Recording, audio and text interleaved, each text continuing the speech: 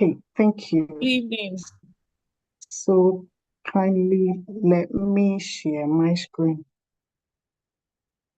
The host has asked you to start your video. I can't seem to share. What's going on? Make a co-host? A second, please.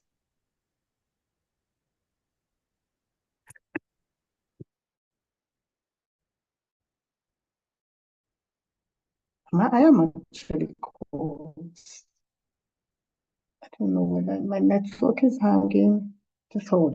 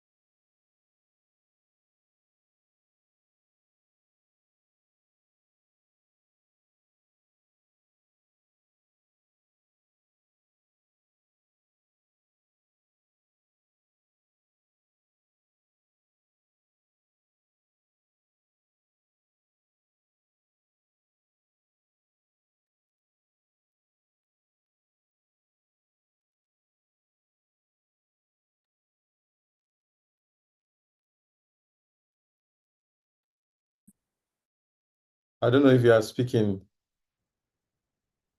but your mic is muted.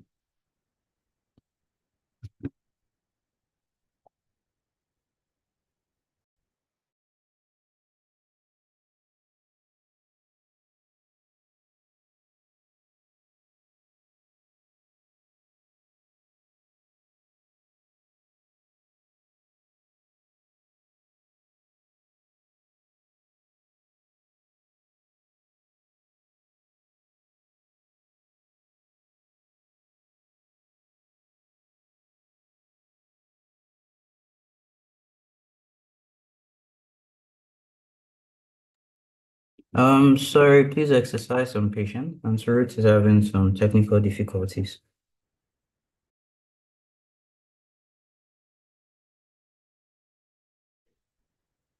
I think my network logged me out.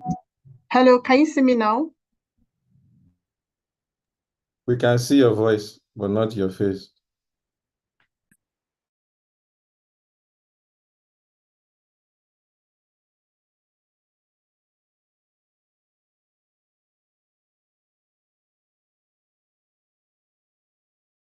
You are muted, Mr. Ruth.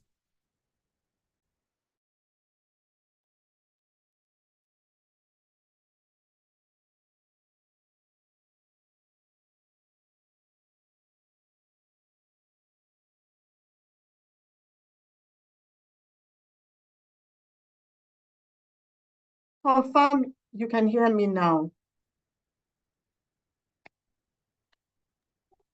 Yes, we can hear you. I don't know what's going on today, but just give me 1 minute. I think I have it stable now.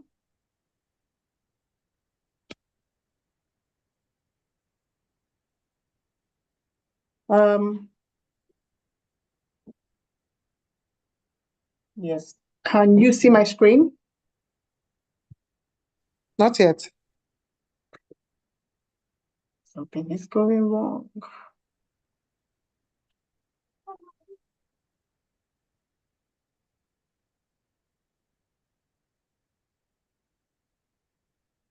Oh, I think my network is. But please, if you can you share from your end? I seem to be having. You can see it now. You can see it now. Yep. Okay. Okay. So, Good evening, everyone. Good evening. Once again. So we're taking Good quite a evening. bit of time. Today, so we'll be deliberating on something that is very important because we're humans, and the way God created us us that we're not supposed to live in isolation. We're supposed to interact, we're supposed to impact, we're supposed to influence, we're supposed to have some sort of ongoing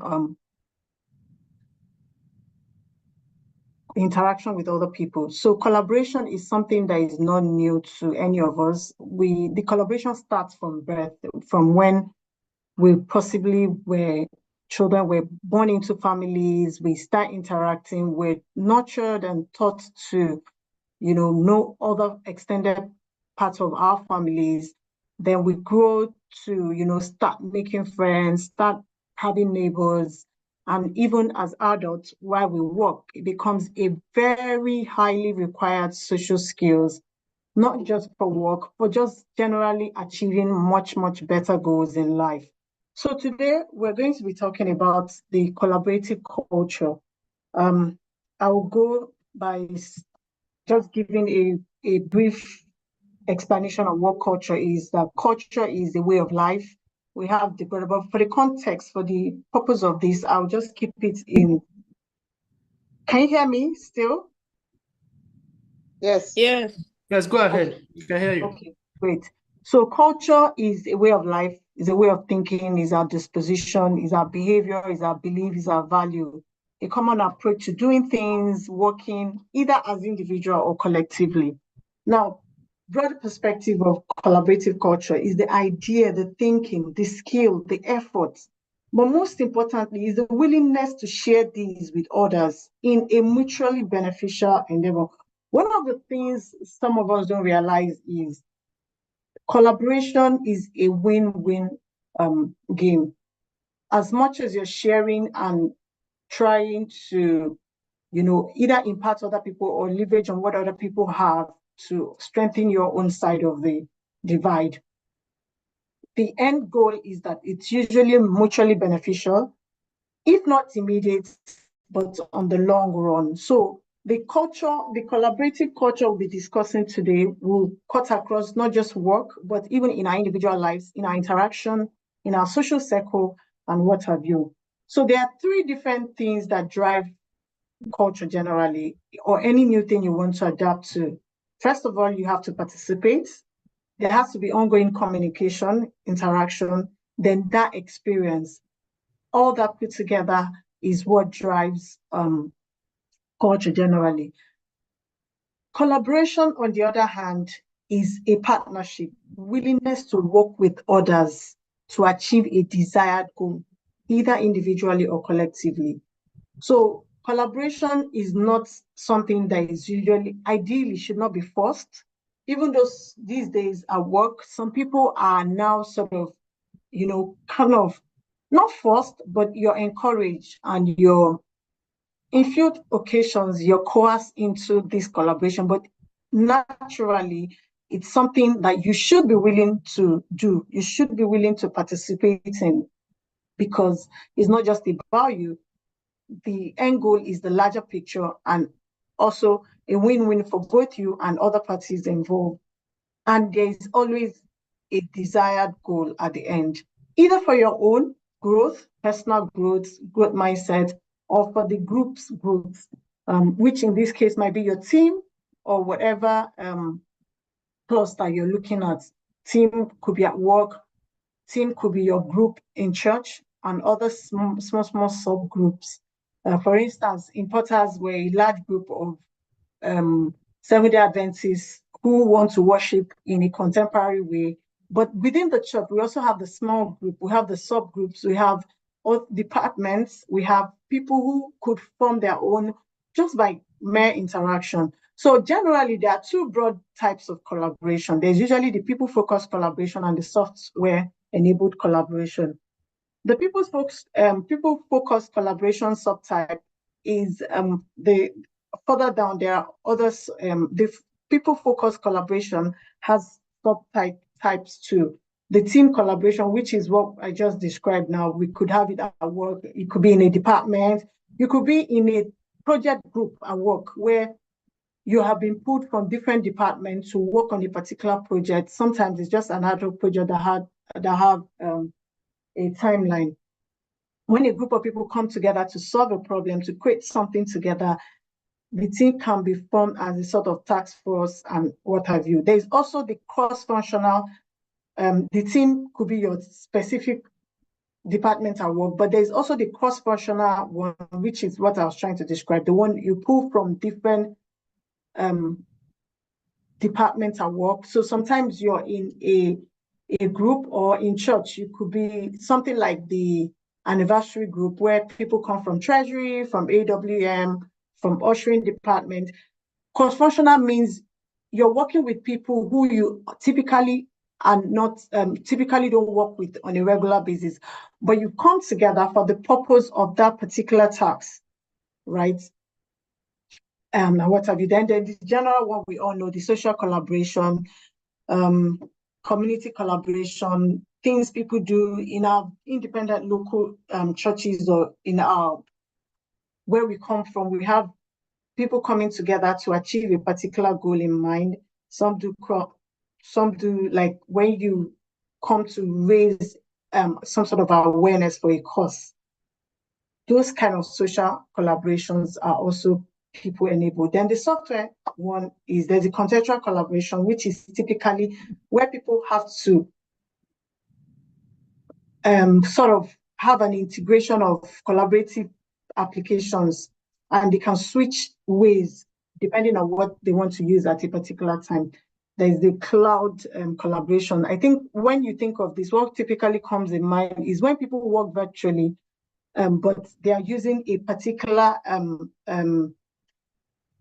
not necessarily software, but they're using a technology-enabled platform where they could collaborate and they could work simultaneously at the same time. If we think of when people work on a particular document, say in Google Drive, that's what typically can come to mind. Then there is also the well-known one, which is what we currently, like, for example, what we're doing now. It's become a norm, more like a norm than just than ever before, since after the pandemic in 2020, where our work life is now enabled by this sort of collaborations. We're constantly on Zoom meetings, some do Teams, there is the all kinds of virtual technology-enabled collaboration platforms. Now, let's ask ourselves, why collaborative culture? Why is it even important? Can't I just be in my own cocoon or just be in my own corner and do what I need to do? Do I really need to collaborate with people? Is it really important? Is it really necessary?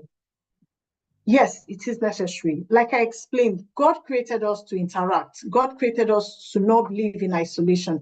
In fact, there is a school of thought that says there is nothing like self-made. We're all products of some people influencing or directly or indirectly making an impact in how we become successful or how we do things. So generally, the collaborative culture has a lot of benefits, a whole lot of benefits, and it's something we should intentionally make effort to acquire and see more of the need to do it, not just when we're forced or when we find ourselves in such situations. One of the critical importance is learning and development.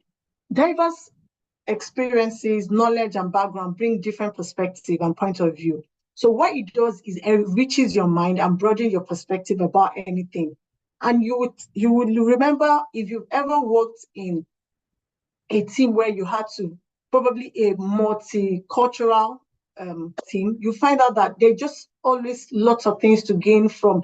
All of you might be a group of accountants, but you've previously worked from different sectors, from different industries. But the mere fact that you're coming together and working on that particular project just broadens your perspective, even though you have a shared knowledge background of being accountants or, say, engineers. So what collaborative culture does to you is it broadens your mind, because there's always a learning outcome, always a learning outcome.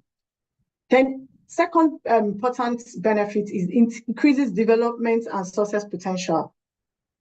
The win-win ethos of collaborative culture means we can move further and further through combined and extended energy and strength. So not just that two heads are better than one, but you can achieve more because you're coming together and everybody is looking towards the end goal of achieving success. So that's a whole kind of shortcut to bringing A, B, C, D, and exponentially increasing the success potential is always there when there is collaboration. The third important reason is skill sharing. Nobody is a repertoire of knowledge. There's always someone else brings to the table that will add to your knowledge bank account. When you participate or get involved in any collaborative venture, you are sharing skills and you're expanding your skill sets automatically. Diversity of knowledge contributes to more efficient approach to achieving success. The fourth one is dependability. The human interaction has been proven to be a key part of why we exist, like I said in my opening remark. And this need cannot be overemphasized. We will always depend on other people. If a country as big as America can look forward to having a relationship or a partnership or some bilateral trade agreements with smaller countries like Nigeria, it just shows you how nobody can be an island and how we all somehow, in some ways, are dependable or we need other people's strength to add to us or to leverage on what we may not necessarily have huge strength in. And a good example is the big countries like the G8 countries. There's always constant collaboration with countries that ideally may seem to be smaller, but at the end of the day, there's something they are depending on you for. So, and that is at international level. As individuals, you may be all knowledgeable and all skilled, but collaborating with other people just brings a new perspective to things you can learn and can do lot better. The last one on this, there's so many other benefits, but I've just outlined these 5 as key. The 5th key one is impact. Ever heard of the saying that 2 heads are better than 1? Collaboration often leads to more efficient and better use of scarce resources, whether human or material resources. And the impact alone is immeasurable. So it's always important that we remember that when we collaborate, it's not a favor you're doing the next party or the other people in that group. You're bringing whatever value you have to that table, and you're also gaining insight, perspective, and sometimes you're also gaining skills from those people. It might just be the way somebody does something exceptionally well, a particular aspect of that same work exceptionally well, and it's a gain for you. Now, we're going to delve into something a little, not complex, but just to buttress that a lot of work has been put into these areas of learning to buttress the point that this is a very important aspect of human living. The sociological principle of human interaction. There are 12 of it, and we're going to break it down. But the 12 have also been broken down into layers. At the lowest level are 5 of these principles that are more like basic. They're basic of our interaction, our collaboration. After that, you have what they seem to be supporting, like why we really need this thing. Then we come to the layer of the core of it, the core of collaboration, and at the end, at the peak of it is the application, which is the purpose of this collaboration. So I'm going to just take a few minutes to break it down to break down these 12 principles of collaboration. One is, for every collaboration, there's usually a purpose. Sometimes we may not be intentional, but if you think back, you find out that there is purpose for that collaboration. Either you're driven by a cause, or you just want to, add or contribute to something in the society. There is always a purpose for every collaboration. There's usually shared goal or shared interest. Why are we here? What are we looking to accomplish? When people risked their life years ago to participate in NSAS. There was goal in mind. They were fighting for a cause. They needed to change a particular thing that everybody, most young people thought was becoming an issue in the society. When you participate in church building fund because you want to contribute your own quota to raising fund for building a church and contributing to the gospel. When you participate, I mean, there's so many. Some are for social reasons or goal. Some are personal. Some are even for self-actualization. Like some of us that have economic background, you know Maslow hierarchy need. Some at a particular point in life, you just want that self-fulfillment or self-actualization of having contributed to the society or whatever sphere of influence or group you find yourself. The second principle is identity. There is, for every collaboration, there is usually, there is reason why people come together and you know those people. So who are the people in the relationship? If I want to participate in any collaboration, first thing is I want to know who are those people and why are they? Are they people that I could leverage on my own skill or what I'm bringing to the table and work with to achieve a goal? Or are they people that will be willing to accept me in that group so that we can achieve collective goals? So there is always an identity for every collaboration.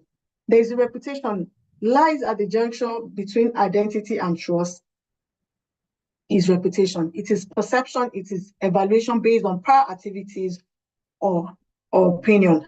There is always reason why would you want to participate in it? Because you probably want to be associated with certain perception, or you already have evaluated that group or that collaborative work you want to do, probably before now or from their previous activities. There is always a reputation to every collaboration. Either you want to gain or you want to be associated with. The fourth principle is governance. For every collaboration, there is usually the regulatory framework based on individual or group shared interest, shared or stated values. What is allowed, what is not allowed, what is repressed, clearly stated rules of engagement. So for instance, in our case as Seventh-day Adventists, there are things we're known with and there are things we're associated with. There are things that are more like, I call them in my words, symbolism of being Adventist. A lot of us probably don't pierce our ears. A lot of us don't eat certain things. A lot of us, so those are things associated. Those are the regulatory. Some might be stringent because if you don't do those things, you're totally you're not accepted in that group. But it may just be like in our case, symbolism, except for some of our local churches. If you wear earrings to a lot of probably a church in them, you might not, everybody there might not be wearing earrings, but you definitely will look at your place because that's probably not the general perception. Frameworks are, like I said, could be stringent or could just be symbolism associated. And some are clearly stated, but some are unspoken rules. Communication is at the core of every collaboration. There is usually an ongoing conversation. Modes and ways of information ideas are shared, whether formal or informal. And some of these things are generational. In the 90s and early 2000s, when I don't know how many Gen X and older, you remember that one of the key ways an official communication was usually through facts.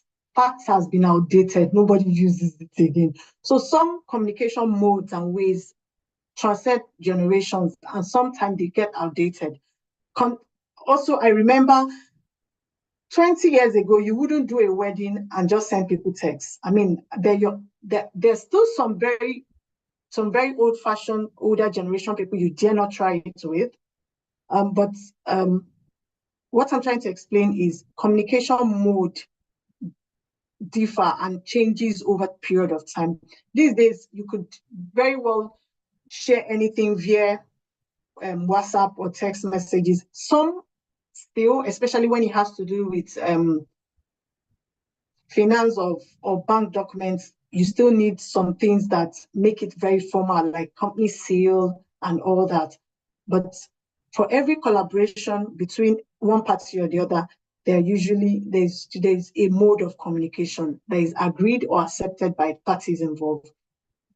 Then the second core of principle is group. For every collaboration is more than one person, is a group or people that have shared, who have naturally organized themselves into those groups or even subgroups to achieve a common goal. The sense of belonging that stem from common interests also are the things that drive this collaboration. I go further down to the other 6. I'll just be fast here. The environment, this could be physical space or just experiential in terms of environment. The looks, the navigate, the content shared, reflect the community shared goals, and the boundaries created. So there's a slight difference between this boundary and the regulatory, that what and who is accessible or not accessible. Boundaries are important in every interaction, in managing groups. In fact, some groups, before you even start, there is group things accepted, things not to be discussed and all that. In some areas, this collaboration may require even a brief conversation around cultural intelligence. If you're dealing with collaboration with group of people whose culture are different from yours, it is important that you also understand their cultural nuances and you're able to manage it. This has been known to cause a lot of conflict, especially in other climes more than us. In Nigeria, we have our own. We may not be willing to agree to those conversations, but there are things you really don't say. There are, at the core of our interaction as Nigerians are the tribal and ethnic differences and things to say and not to say. So those are boundaries and the form principle of a collaboration. The 9th one is trust. Without trust, collaboration becomes a challenge. People coming into that those conversations already usually must be comfortable and have that sense of trust to even want to delve into it. Trust comes from identity and basis of our reputation. The 10th one is exchange. We can trade knowledge, experience, support, goods, whatever we are bringing to the table or exchanging or absorbing or gaining. Those exchanges in every collaborations are very key to why you want to embark in those collaborations in the first place. It is the currency of every collaboration. Exchange. Something is exchanging knowledge, experience, support, goods, service, idea, and all that. Expression. If the concept of environment to us is how things work, then expression just tells you how it feels. It's usually ongoing. It's the opinions, it's the perceptions, it's the perspective you're gaining. All those put together are the expression and a key principle of collaboration. And lastly, and definitely not the least, is history, the tracking and documentation of information based on ideals of the collaborative gesture. We can always look back and, over our history and track how we arrived at where we are. So those are the principles of collaboration. Now, how we clearly identified, explained, discussed why collaboration is important. Now, we're now going to go into the proper work of ways we can foster collaborative culture, whether as individuals or part of a group, or anywhere we find ourselves. At the core of it is leadership. And I want us to take a break and look at leadership beyond how the perception we generally have it. Leadership means there's somebody higher than. Leadership in this sense could be you taking the lead, you just choosing to, make things happen, and not wait to be called upon. And we're not wait to call upon. So leadership typically inspires, impacts, maximizes the effort of others.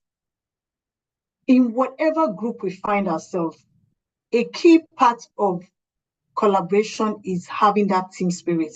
And that team spirit, sense of team spirit, is you having a leadership quality innate to you and willing to, bring it to bear or bring it to practice, you must be willing to take the lead or initiate. Not every time you're called upon. Whenever there is something to be done, you will have to be willing to raise up to the occasion and take the lead. Leader is capacity to transfer vision to reality. Sometimes this might not be applicable. Sometimes you're not at that end of, being the one bringing up the vision and all that, depending on the dynamics of the group. So for instance, for a work group, all of you have been given a task on what is to be achieved. It might not be clear, there might not be absolute clarity, but you can take the lead and say, I think this is what they've asked us to do, and this is how I envision it should come out.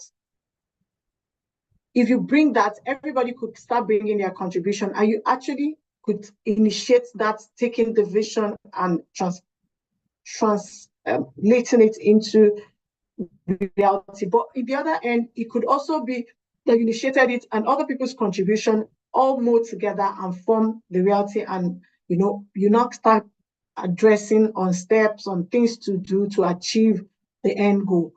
But like I said, look at this leadership beyond just you looking for, because I think the general thing that is prevalent is everybody looking up to someone else to take that bold step where you just, you do follow. You can actually take the lead.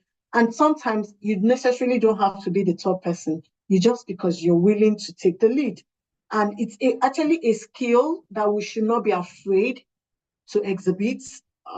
It doesn't make us forward. It doesn't make us anything. It just shows a lot of accountability and being responsible. And it's something is a good thing to do and to nurture.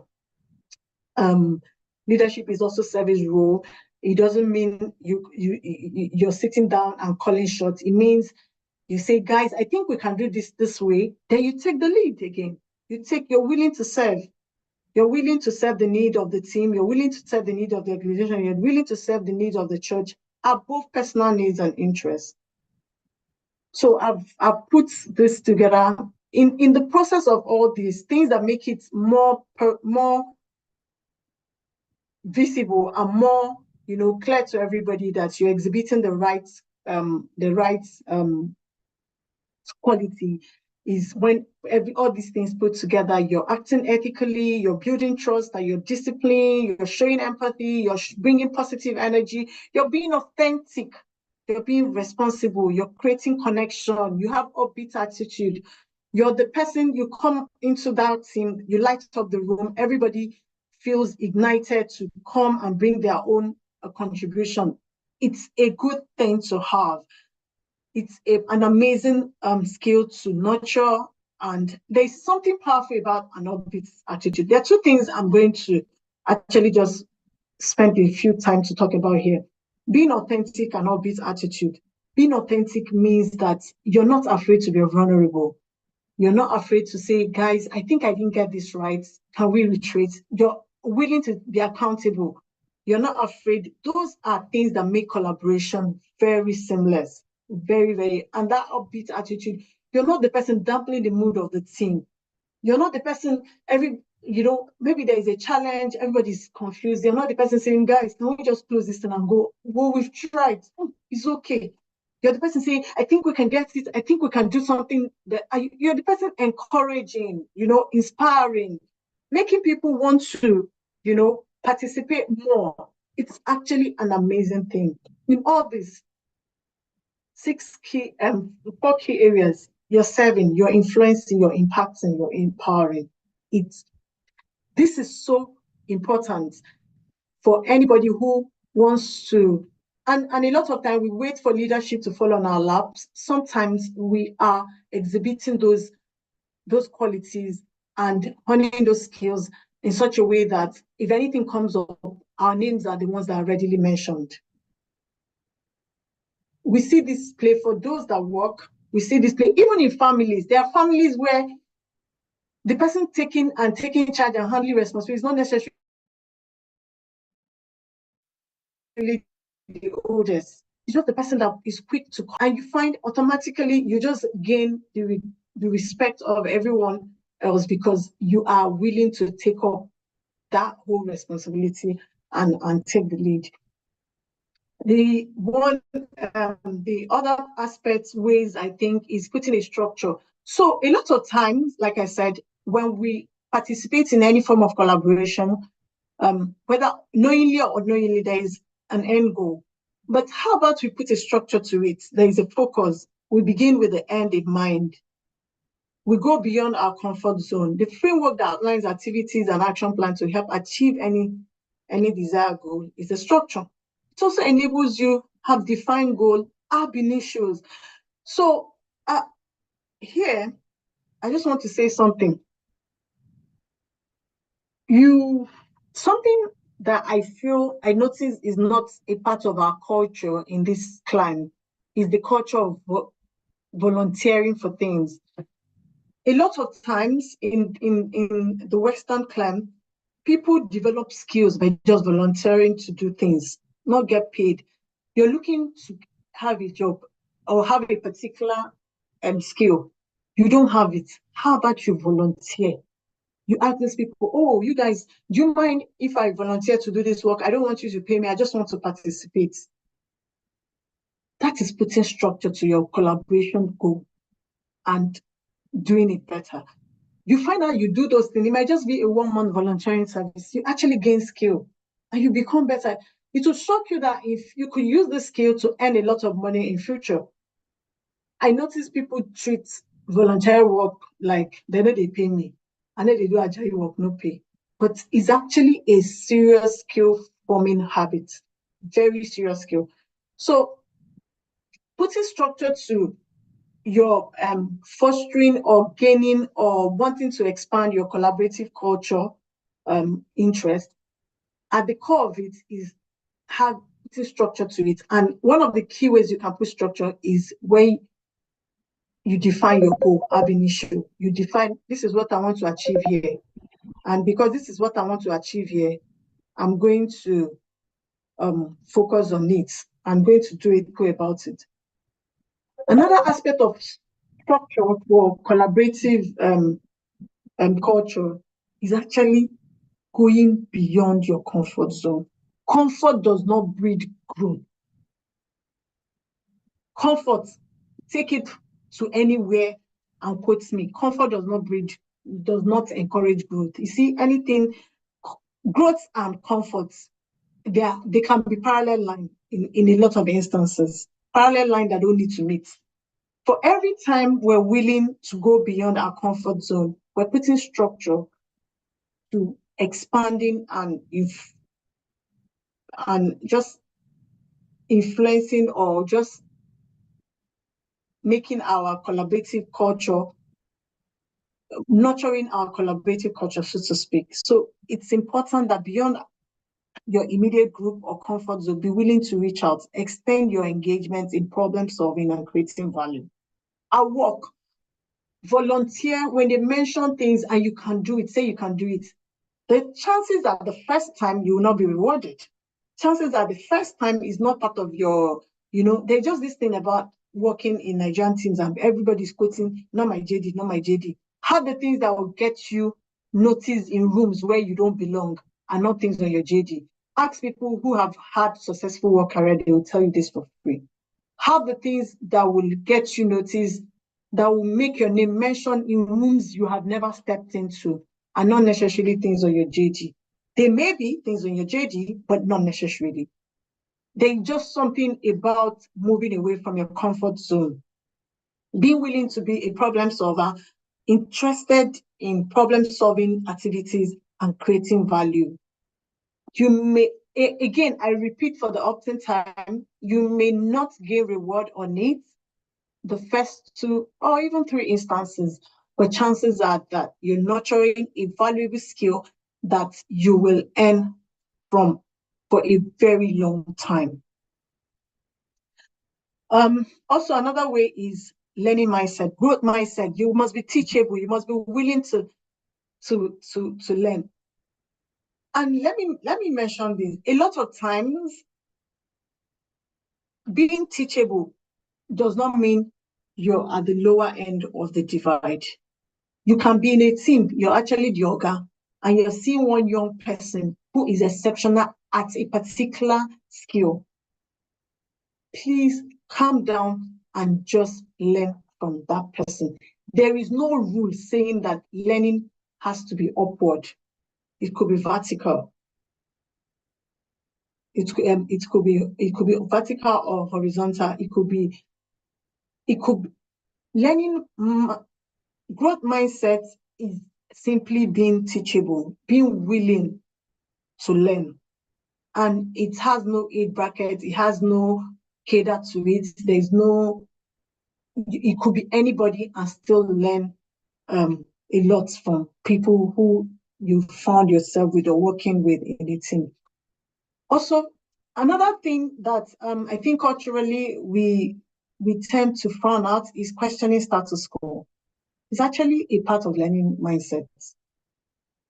There's nothing wrong with questioning, challenging status quo, as long as you do it with a lot of, you're polite and civil in doing that. Like, nothing wrong with saying, I tend to agree, and there is language to it. So if you don't, you also have to be intentional about understanding the language. If you don't couch your words well, you come across as confrontational. So what happens is the attention is moved from what you're trying to do to now conflict resolution, and that's just a complete waste of time. Absolute waste of time. Couch your words. Say, no, like, there are things, don't say things like, that's a lie. It's not a lie. Say, I don't quite completely agree with this. I think I see it differently. I think I have a different perspective to this. The way you couch your word calms the nerves of people in your team. You're questioning the status quo, but you're not being antagonistic and raising the mood, negatively raising the mood of the team. Ask questions if you need to ask questions. Seek out best practice and available options. Be curious. Be open to new ideas. Being open-minded is a major part of being interested in collaborative culture or mindsets or collaboration in all. You must be curious. You must be willing. You must be that person who, in a team, you come in like, oh, I have so much knowledge on this thing, but I am here to also gain new perspective, new knowledge, new areas. It's very important. Passion for knowledge and innovative idea. That cannot be overemphasized. That summarizes everything I've been saying. Of course, we know there is no collaboration without teamwork and integration. Personally develop a culture that stimulates active collaboration, interdependent attitude of working together to achieve a common goal. It is very important. You see the whole idea of you feel I know it all. It's a killer to anything collaboration and teamwork. Always enter with open mind and willingness to look at the big picture, think of the big picture. The big picture is always bigger than self. And that's why in leadership training, one of the first things they teach you is leadership of self. You have to, leadership of self before leading others. And that means that you must be willing and open to a lot of things and not just seeing yourself as the alpha and omega. Be inspired by a Ruth founder, a motivator, a target setter, the leader in this instance. And you can also, like I said, you can also be the leader too. So far, I've been trying to deviate our attention from looking up to anybody leading. You can actually take the lead. So this is just a part of the teamwork and integration framework for collaboration. Be ever willing to learn from others, gaining insight and broader perspective together. Nobody is ever a repertoire of knowledge. I think I've said this more than maybe 3 times in the course of this conversation this evening. Nobody is ever a repertoire of knowledge. There is something you know. There's something somebody else will always know or have a different perspective to that. If you gain, you will never, it's not a loss. It's your advantage. There is never a loss to gaining knowledge and perspective, never. And again, the feedback, Feedback is given and appreciated as a gift, unambiguous and civil. Content separated from emotions and candor. And regards for all parties. It is important in every collaborative gesture. It's important that you must give feedback as a gift, given and appreciated. Whether you're the one giving, you're giving that gift, or you're the one receiving, is a gift you're receiving. Once you see it that way, you're a lot open to feedback. And a lot of time, it may not be necessarily positive, but anyway, just say it. Also, I'm not naive to know that some feedback are not from a good place. But I think, like they tell us in life, half the things are products of your reaction. You can know very well that this thing is not coming from a good place, but you still choose to be open-minded and just let it pass. Then holistic and robust insight, utilizing broader range of digital information option, always. So you can cross-check whatever is shared there and validate through, I mean, the internet has made the world a global village, like a global university. There is no end to knowledge gaining and knowledge and learning. You can as well leave it to that. Lastly, and definitely not the least, is our approach to change.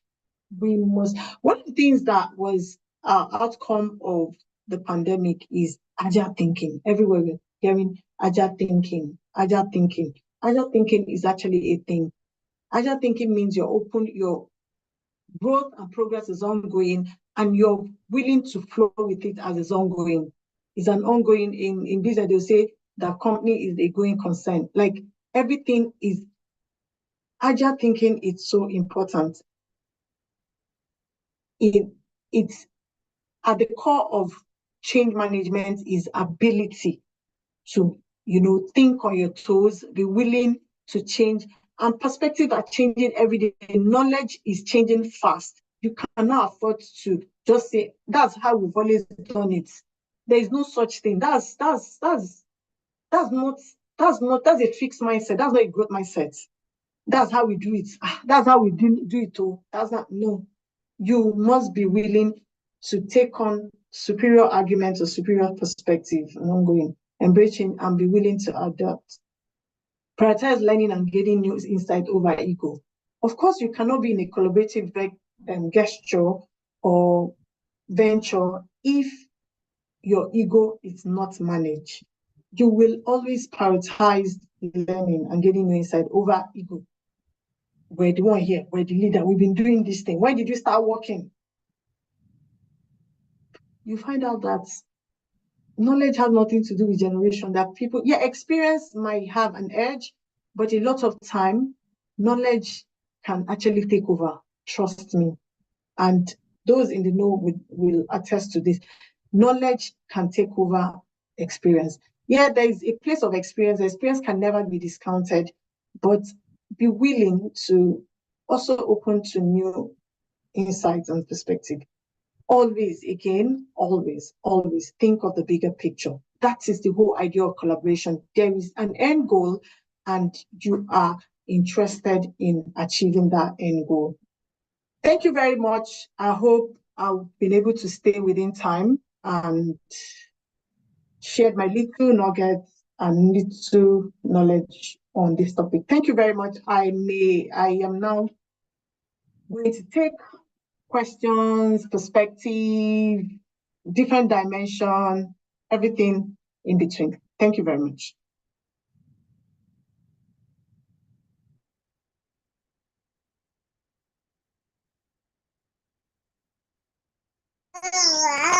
Thank you very much for that session, ma. Very inciting and very helpful. Right now, do we have anybody that has any questions? Please just signify with maybe by raising your hands or so that it can be coordinated.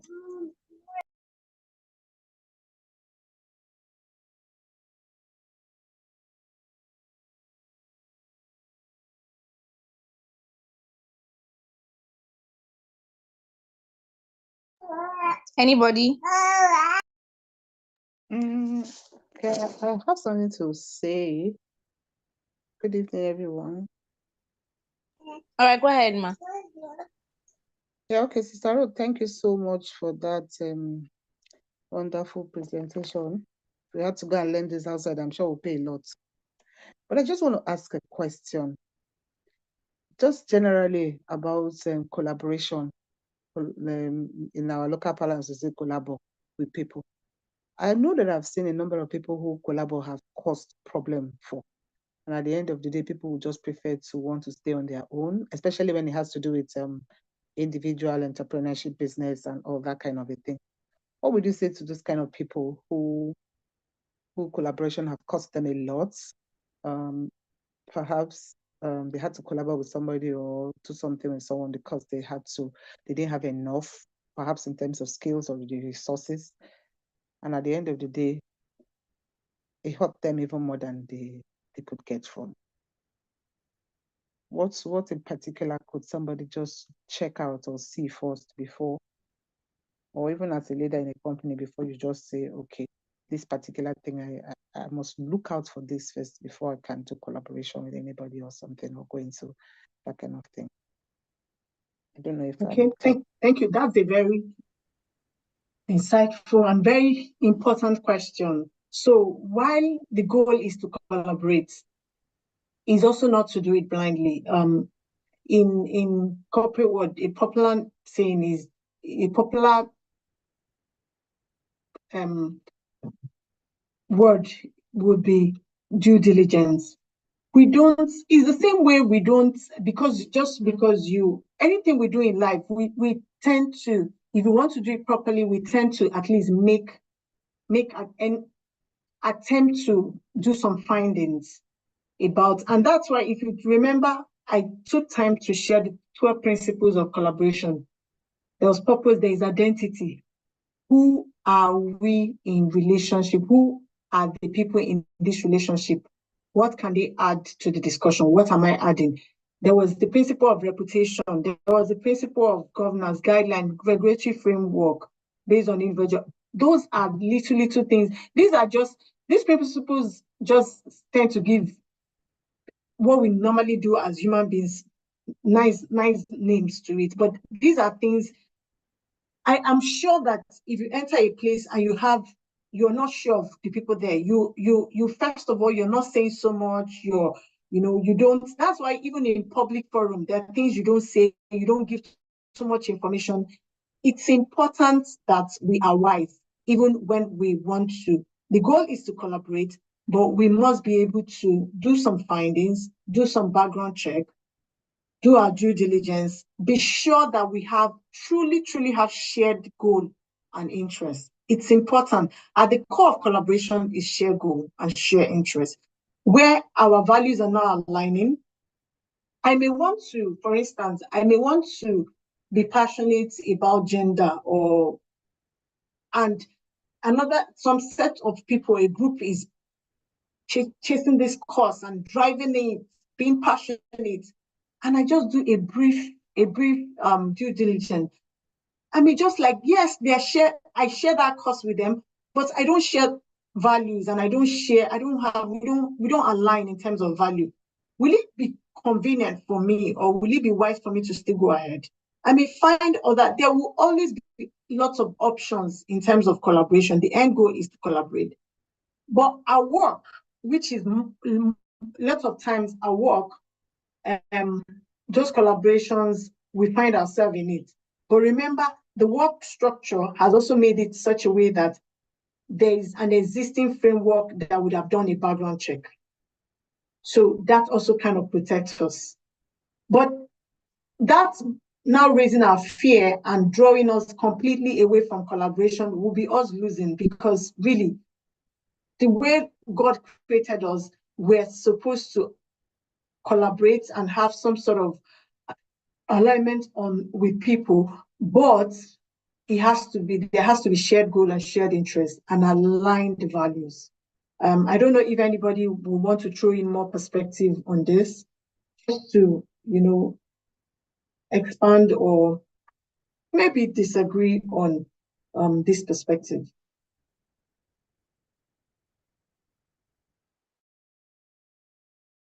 Anybody willing? Yes, thank you, Sister Ruth, for today's topic. You actually went into details. To add to what you said about getting the wrong collaboration, since it's a religious gathering that we are into, I also advise that we pray and commit whatever actions or projects that we have into God's hands, that God will direct us in picking collaborators. So I want to liken it to how Jesus Christ picked his disciples. Before he did that, he prayed and communed with God, and God directed him. So in the same way, for us to prosper in our collaborations, we should ask God for wisdom and the choice of people we collaborate with. But we also need to start with ourselves. When we have integrity, honesty, people tend to come to us. Ruth mentioned the basic qualities that we need. She mentioned, I remember seeing trust. And so if we are also trustworthy, we should be trustworthy ourselves to attract people that are trustworthy to us. Thank you.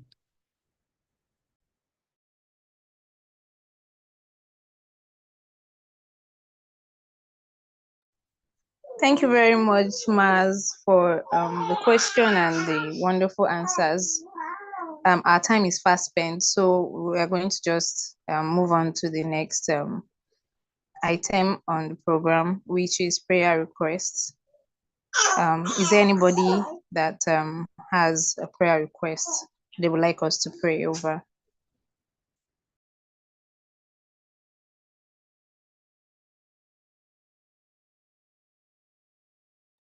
Yes, I have a prayer request. Okay, please. Hello? Please go ahead. Okay, I think it's me. Yes. Yes, my prayer request is my auntie's burial is coming up on Friday in the east at a place where it's not too secure. So my prayer is that God will make everything run smoothly, people traveling for the burial, and the whole program will go smoothly and there won't be any issues during the program. The AWM department prayed on this, but I also want the whole church to add and pray for the success of that burial. In Jesus' name, amen. Amen. Amen. Is there any other person? Yeah, I have one. This period is normally graduation for university people, especially in the UK. And you have a lot of people that their children are graduating. Now, the prayer that I have is, other than God leading people safely to this graduation, I just want us to pray that it's God that directs the path of people. Sometimes one person's child, two people's children might start together, and one person's child has graduated and the other is not able to make it at that time. That doesn't make the other child a failure. One thing or the other may have led to why some things are not happening the way it should happen. So I just want us to pray that for those who are rejoicing, everybody should follow them and rejoice. And for those two who theirs is not now, that God is still also going to make it. It must not be at the same time with other people. It can just be another time. But let God just give us the